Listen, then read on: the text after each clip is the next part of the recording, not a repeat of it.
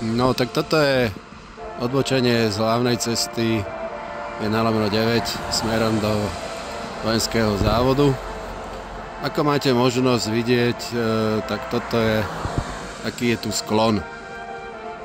Čiže je to tu tak mierne z kopca, respektíve z druhej strany do kopca.